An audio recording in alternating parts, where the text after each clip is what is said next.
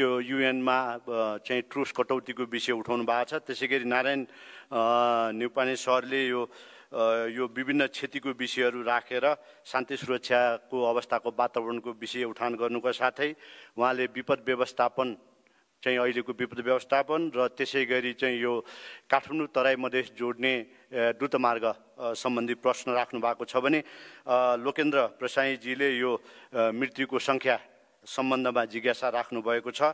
त्यसैगरी वर्षा शाहज्यूले चाहिँ यो ट्रेन अलिकति ट्रेन यो कस्तो थियो र यो हामीले चाहिँ कसरी यो गर्यौं भन्ने विषय चाहिँ उल्लेख गर्नु भएको छ।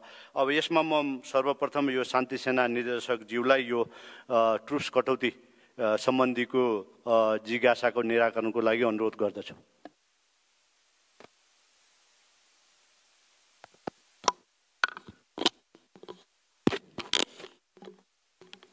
धन्यवाद डिपिआर जज साहब र यसैगरी प्रश्नको लागि पनि प्रतीकजीलाई धन्यवाद। यहाँको जिज्ञासा जुन यो 25% फौज कटौती हुने र त्यसबाट चाहिँ नि कस्तो असर पर्छ भन्ने रहेको छ। सर्वप्रथम त यो फौज कटौती को पृष्ठभूमिलाई बुझ्नलाई म छोटकरीमा भन्छु। यो संयुक्त राष्ट्र सङ्घको मिसनहरू आवश्यकता अनुसार मिसनहरू कुनै मिसनहरू नयाँ बन्दै पनि जान्छ र भइरहेका मिसनहरू बन्द हुन्छन्, एउटा त्यो पाटो छ। र अर्को चाहिँ भइरहेका मिसनहरूमा पनि फौज कहिले आवश्यकता अनुसार फौज थपिन्छ र कहिले आवश्यकता भएन भने फौजको सङ्ख्या घट्छ। त्यो चाहिँ एउटा नियमित प्रक्रिया हो। र जहाँसम्म अहिलेको अवस्था छ यो चाहिँ नि संयुक्त राष्ट्र सङ्घमा बजेटको अभावको कारणले गर्दाखेरि फौजको सङ्ख्या घटाउनु पर्ने बाध्यता संयुक्त राष्ट्र सङ्घले रहेको छ। अब यो बजेट जुन सबै सदस्य राष्ट्रहरूले योगदान गरेर चाहिँ यसको बजेट निर्माण हुने हो र कति सदस्य राष्ट्रहरूबाट समयमा आफ्नो योगदानको हिस्सामा परेका रकमहरू नदिएको र कति सदस्य राष्ट्रहरूबाट नआउने सम्भावना रहेको कारणले गर्दाखेरि पनि अहिले संयुक्त राष्ट्र सङ्घमा चाहिँ नि बजेटको अभाव देखिएको छ। र यसले नेपाली सेनालाई मात्र होइन, यसले समग्रमा सबै यो फौजको योगदान गर्ने राष्ट्रहरूलाई चाहिँ नि असर गर्छ। सबै फौज योगदान गर्ने राष्ट्रहरूको सङ्ख्यामा चाहिँ नि कटौती हुनेछ यसबाट। र अहिलेको योजना 15% बजेटको अभावलाई मिट गर्नको लागि 25% फौज घटाउने भन्ने छ। र यस सबै मिसनहरूमा रहेका यो फौज योगदान गर्ने राष्ट्रहरूको समानुपातिक रूपमा एक किसिमको सन्तुलन कायम गरेर फौज घटाउने योजना संयुक्त राष्ट्र सङ्घले गरेको छ। र हाम्रो पनि अहिले 10 वटा मिसनहरूमा फौज तैनात छन् र त्यहाँ भएका फौजहरूको यो समानुपातिक रूपमा नै हाम्रो फौजहरू पनि घट्ने सम्भावना देखिन्छ। अब यसले के असर गर्छ भन्ने यहाँको जिज्ञासा छ। अब सर्वप्रथम त यहाँहरूलाई पनि थाहा नै छ, नेपाल एउटा संयुक्त राष्ट्र सङ्घको सदस्य राष्ट्रको हिसाबले विश्व शान्ति स्थापनामा नेपालको महत्त्वपूर्ण जिम्मेवारी छ। र त्यो भूमिका जिम्मेवारीलाई चाहिँ नि नेपाली सेनाले फौज योगदान गरेर चाहिँ नि एक हदसम्म पुरा गर्नलाई सहयोग गरिरहेको छ। त्यसमा केही मिसनहरूमा हाम्रो सङ्ख्या घट्ने र कुनै मिसनमा सम्भवतः फौज नरहने अवस्था भएमा हाम्रो त्यहाँ उपस्थिति सुन्ने रहने चाहिँ नि हुन्छ। एउटा उपस्थितिको पनि कुरा आयो। त्यस्तै गरी आएर आर्थिक हिसाबले पनि हेर्दाखेरि राष्ट्रहितमा नेपाली सेनाले फौज तैनात गरेर कसरी योगदान गरिरहेको छ भन्ने कुराहरू पनि यहाँहरूलाई सबैलाई थाहा भएकै कुरा हो। संयुक्त राष्ट्र सङ्घमा हामीले फौज योगदान गरे बापत जुन रकमहरू आउँछ त्यो नेपालको लागि विदेशी मुद्रा आर्जन गर्ने एउटा महत्त्वपूर्ण स्रोतको रूपमा रहेको छ। अवश्य पनि यसमा केही सङ्कुचन आउन सक्छ। त्यस्तै हाम्रो परराष्ट्र सम्बन्धको हिसाबमा पनि हाम्रो सबै ठाउँमा परराष्ट्र को सेवा चाहिँ नि विस्तार नभइसकेको अवस्थामा नेपाली शान्ति सैनिकहरू त्यहाँ गएर केही हदसम्म त्यसको जिम्मेवारी पनि अपरोक्ष रूपले चाहिँ नि निर्वाह गर्दै आएको छ। त्यसमा पनि केही यदि हाम्रो उपस्थिति शून्य नै भयो भने पनि त्यसमा केही अलिकति असर पर्न सक्ने चाहिँ नि देखिन्छ। र समग्रमा यही एउटा कूटनीतिक हिसाबले र आर्थिक हिसाबले केही असर पर्ने देखिन्छ।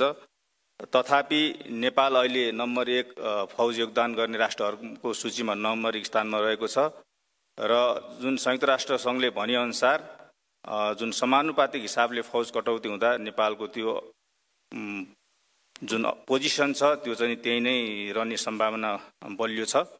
र केही फौजहरूको सङ्ख्या कटौती हुँदाखेरि अब फौजहरू जुन शान्ति सेनामा सहभागी हुने कुराहरू छ त्यसलाई नेपाली सेनाले योजनाबद्ध रूपमा चाहिँ नि गृह कार्य गरेर त्यसलाई समुचित तरिकाले सम्बोधन गर्दै जान्छ र भविष्यमा फौजको सङ्ख्या हामीले जुन योगदान गर्दै आएका छौँ फौज खटाएर त्यसलाई विस्तार गर्न पनि नेपाली सेनाको पहल सधैँ रहने नै छ। धन्यवाद। यसमा थप केही कुरा राखिदिनु हुन म उद्योग कार्य विभागीय प्रमुखजीलाई अनुरोध गर्दछु। थ्याङ्क यू निर्देशक जर साहब र शान्ति कार्य निर्देशक जर साहबलाई पनि। सन् 1956 मा 5 वटा military observer United Nations observer group in लेबननमा 5 जना तैनात भएर सुरु भएको नेपाली सेनाको यो यात्रा 1974 मा गएर युनेफ 2 युएन इमर्जेन्सी फोर्स 2 साइनाई डेजर्टमा एउटा गण तैनात भएको हो र यो चाहिँ शान्ति सेनातर्फको हाम्रो सहभागिता समय समयमा थपघट हुने यो नियमित वास्तविकता पनि हो। कटौतीको कारणहरू जरसापबाट क्लियरली आइसकेको छ। आजको दिनमा नेपाली सेना नम्बर 1 ट्रुप कन्ट्रिब्युटिङ कन्ट्रीको रूपमा संसारभरि परिचित छ र त्यति मात्र नभइकन महिलाहरूको तैनाथीको हकमा पनि यो मुलुक र यो सेना नम्बर 1 कन्ट्रिब्युटरको रूपमा रहेको छ। हाल यो आर्थिक सङ्कटको कारण देखाएर विभिन्न कारणले जुन 25% कटौती युनिफर्म तरिकाले सबै मिसनहरूमा लागू हुने जस्तो कुरा बुझिएको छ।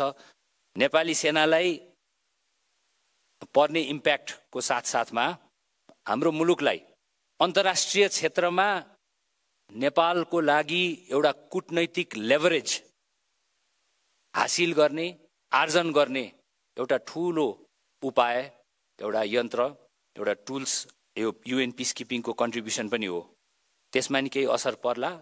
अन्तर्राष्ट्रिय मुद्राको उपलब्धताको कुरा त उसले गरिहाल्यो। तर एउटा कुरा इन्ट्रेस्टिङ छ है, यो कटौती भए पश्चात पनि नेपाली सेना संसारको टप ट्रुप कन्ट्रिब्युटिङ कन्ट्रीको रूपमा नै रहने प्रक्षेपण गरिएको छ। Thank you. धन्यवाद। अब यो नारायण सरबाट विशेष गरी यो सबैले उठान गर्दै आएको विषय यो काठमाडौँ तराई मधेस द्रुत मार्गका चुनौतीहरू उहाँले उठान गर्नुभएको छ। यसको विषयमा थप प्रस्ताव हुन म आयोजनाका जज साहबलाई म अनुरोध गर्दछु।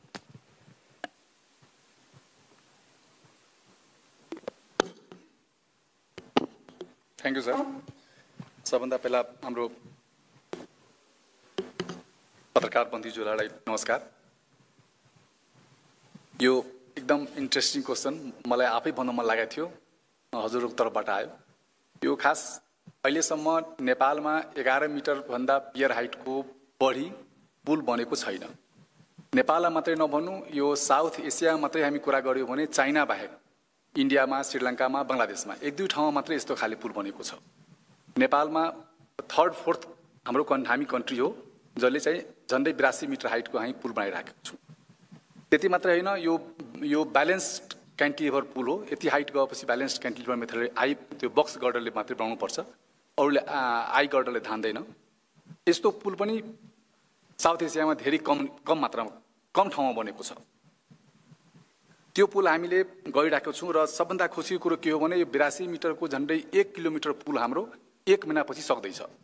झन्डै यो 4 वटा पुल छ त्यसमध्ये र यो लेन्ड्रा इलाकामा पर्छ र एक महिनापछि त्यो 82 सबभन्दा अग्लो पुल चाहिँ हामी सक्नेमा गइसकेको छौँ। र यो कसरी काम भइरहेछ भनेर कसरी सम्भव छ भनेर हामी 1 महिनापछि सकेर देखाउँदैछौँ। र यसमा चाहिँ खास सक्नु भनेको अन्तर्राष्ट्रिय कन्सल्टेन्ट छन् हामीसँग, अन्तर्राष्ट्रिय कन्ट्र्याक्टर पनि छन्। त्यसपछि हामी दिनरात खटिरहेछौँ।